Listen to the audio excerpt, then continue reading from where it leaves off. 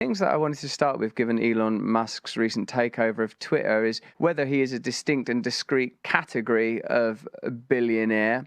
How is he different? How is he the same? And how will Elon Musk's position at Twitter alter your position on Twitter? Well, that remains to be seen. I'm still banned, so that hasn't changed. I mean, he's suggested that he might reinstate Trump. Whether or not that means he'd reinstate me is a matter of question. It isn't obvious to me that the people who run the social media networks know exactly how to regulate them with any degree of utility. You know, I've probably read 100,000 comments online, or maybe more, and I've tried to read them with a psychologist's eye. And there are some things going on online that are, I think, that actually pose a threat to the integrity of the culture itself.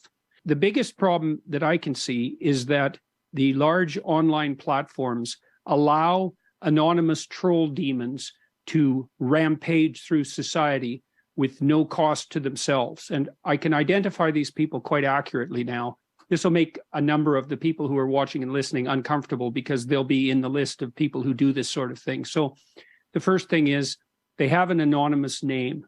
The second thing is the anonymous name usually has something psychologically significant about it in a very negative direction. So it's self-denigrating, or it's demonic, or it's otherwise offensive, and purposefully so.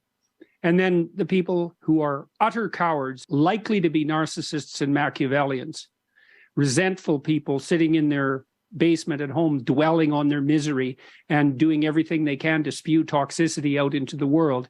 Alone in their bedrooms, they're just isolated people who aren't causing any trouble. But as soon as they multiply themselves millions of times using this incredible, powerful computer technology, they're not even human anymore. In my estimation, they're literally a demonic force. And I mean that in a technical sense, right? You and I aren't exactly you and I in this conversation because we're amplified hundreds of times or thousands of times or hundreds of thousands of times. And so we're not just human, we're androids in some sense operating in a virtual space.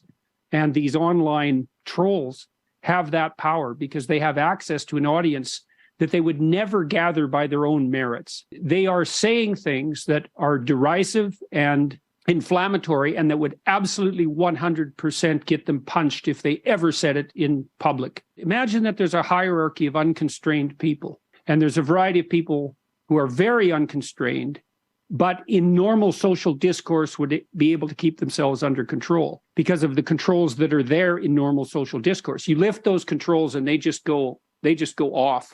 And so that's what we're seeing online. And that has to be stopped. I think the large tech companies should be required to put in know your customer laws.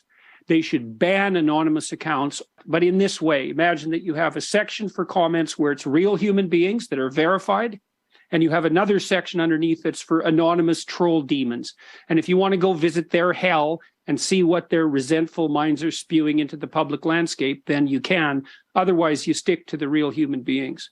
And I don't know if Musk and the other people who are running the big social media networks understand the pathology that's associated with this online commentary well enough to control it. So we'll see. What I would like to draw your attention to, still sort of within the broad rubric of looking at Musk's acquisition of Twitter and how that may play out and how it may affect you personally. I was myself struck with, I think the tweet that you were banned for was sort of like commenting on Elliot Page. How do we prioritize compassion, kindness, love? And can't this basic palette of principles prevent us from getting into conflict around these ideas? Well, it isn't obvious to me that love can be reduced to compassion at all, because for a variety of reasons. First of all, I think love is a multidimensional virtue, and there's many other virtues than compassion. Think about it this way, Russell. Imagine that the purest expression of compassion is the love of a mother for a true infant. We could really think about that as true compassion, 100% compassion. And the reason for that is that if you have an infant from birth to, say, 6 months old, nothing the infant does is ever to be questioned. The proper response to the infant is whatever the cause of their distress, you immediately prioritize its reduction. But then as the child starts to develop, and as soon as it becomes capable of its own voluntary movement, as soon as it becomes ambulatory, its nervous system starts to change, of course. But then there are other elements that have to be introduced into the relationship to make it a relationship of proper love. And some of that's judgment, which is often considered antithetical to compassion. And some of it's encouragement. And encouragement has a fair bit of judgment in it, because when you're encouraging someone, you're not exactly being compassionate for who they are. You're doing what you can to facilitate who they could be. And what you're doing constantly when you're encouraging someone is prioritizing who they could be over who they are. And that's an element of judgment. And that judgment, you might say, if you're not thinking about it precisely from the religious perspective, is your own ability to decide which parts of you should go. Then the question is, are you compassionate for who you are? Or are you compassionate for who you could be? And the second is just as important, or maybe more important. And when that's applied to the self, I can see that the requirement for this judgment, the great success you've had in, clean your room, stand up straight, these kind of edicts offered to young men or young people who require discipline, I can see the success of that. But Jordan, I feel that when it becomes an outward strike of like, this person should not have done this thing, this is the impact of these actions will have on the culture, this will lead to this kind of denigration, this will lead to decisions that are, in my view, palpably wrong. I feel that this is where we have to redress an imbalance around compassion. I feel that Elliot Page should be able to do whatever Elliot Page wants to do, and that my only role is to say, I recognize that I don't understand, and why would I understand? There are less obvious things that you could never understand about me. They're less evident and obvious, and for me, the basic principle of kindness and compassion is going to be my guide when dealing with Elliot Page, and when posting something about Elliot Page. I do have recourse to the idea of, what do I want Elliot Page to feel? Happy. Accepted. That's what I want Elliot Page to feel. And if there are aspects of that I don't understand, then I'm willing to take the hit. When you think about your behavior on your YouTube channel, you're spending a lot of time in public criticism, and going after large corporations, going after those who are engaged in fascist collusion, and I think rightly so. I think that you're an extremely useful voice in that regard, and you're a critical voice, and you're a critical comedic voice, which is a good kind of critical voice, and not exactly compassionate, right? Because you're also using creativity on the humor side to make your point, and you're doing it in a playful way. And I think that playful criticism is the hallmark of the master critic.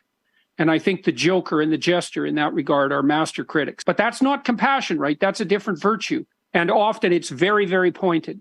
You do act as a social critic in many, many ways, and you do leaven it with comedy, and I think that's extraordinarily appropriate. It's part of what's given you such a broad voice, and that criticism is absolutely necessary.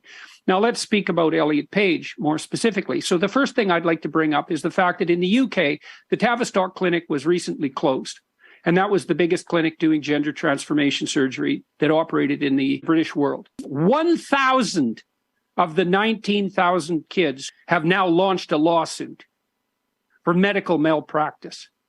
And when Elliot Page went online and showed off his or her new chest, she or he got 1.7 million Instagram likes. So then the question is, okay, compassion. Well, I think Elliot Page stepped over the line from victim to perpetrator, because when girls hit puberty, their negative emotion spikes and they develop bodily image problems. Because neurotic, and that would be negative emotional experience for women, is extremely tightly tied to body image. And so if you're a girl who is undergoing the hormonal changes that are going to elevate your negative emotion, which is what happens at puberty, you're going to be focused on body image. And if you're an unpopular girl and you're awkward socially, the probability that you're going to think something's wrong with your body is almost 100% if you're female. So I can see what makes you angry about it. It's your analysis and it's your opinion that it's a powerful influencer, and it's going to lead people to make decisions that are going to be detrimental to their lives. But the evident and palpable anger, I feel, diminishes your position, because now anger is in the conversation. I think you offer a great deal that is valuable and necessary, but I feel beyond the value and necessity of honesty, authenticity, and information that is underwritten by data data and experience, I feel that it creates more opposition to approach a matter like this in the manner that you have done. What are we going to anchor ourselves to ultimately, Jordan, navigating this space? Are we going to be participants in creating more and more ossified and oppositional camps, or are we going to create cartilage between us so that we can move between a room that Jordan Peterson is in and a room that Elliot Page is in and say, look, I believe in love, and I know it's complicated. I think you're beautiful and full of love. I really believe in that. And then when I sort of hear people being dismissive of you, it upsets me. It upsets me, and I see how you arm them. I feel that you arm them by sort of, in their language, dead naming Elliot Page. And I feel like why would you do that? It isn't necessary. It isn't necessary. Of course, it's the statistics you've cited about the Tavistock Clinic appear to speak for themselves. Is there a way that we can handle this that would be more akin to how we might imagine Christ would handle it? Otherwise, what's the point of Christianity? What's the point of Christianity if we're not going to embody Christ in our behavior? Look, everybody who's operating in the online space that we're operating is trying to get the tone right? And you do that in part by paying attention to the audience. And you do that by trying to see how people are responding, and not in a way that's pandering, but in a way that's open and attentive. And it's a very difficult thing to get right. So the question you're asking is, well, when is anger appropriate? When is it not appropriate? When is it only inflammatory? That's a really hard question to answer, to get that balance between judgment and encouraging acceptance right. I suppose part of the problem is we don't know exactly how emotions scale in an online environment, right?